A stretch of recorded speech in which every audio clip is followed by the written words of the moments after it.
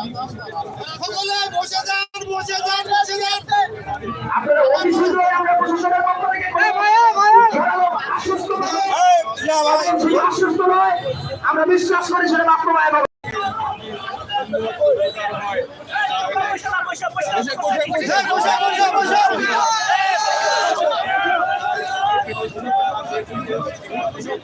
কৃষক পক্ষে বাংলাদেশ, প্রশাসনের বাংলাদেশ, এই স্লোগানকে সামনে রেখে কৃষকদের ন্যায্য দাবি জনসাধারণ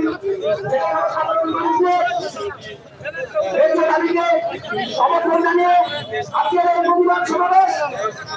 এখানে একজন কৃষক সারা বছর জমিতে চাষ করে পরিশ্রম করে সেখান থেকে প্রতি কেজি আলুর মূল্য পায় 10 টাকা, কিন্তু সেই আলু যদি সংরক্ষণ করতে চায় হিমাগারে দিতে হবে প্রতি কেজি আলুর দাম 8 টাকা। এটা একটি হিমাগারের ভাড়া দিতে হবে 8 টাকা। তাহলে এই আলুর প্রভাব সরাসরি ভোক্তাদের উপরে পড়বে। এটা খাওয়া সাধারণ মানুষ এবং আমাদের যে জনসাধারণ তাদের জনজীবনে বাধাগ্রস্ত হবে। পুনরায় এই আলুর ফায়দা দেবে এই সিন্ডিকেট বাহিনী। এই সিন্ডিকেটদের শক্ত হাতে দমন করতে বাংলার জনসাধারণ সর্বদাই প্রতিবাদীমুখী। আজকের এই কৃষকদের ন্যায্য মূল্যে এবং হিমাগারের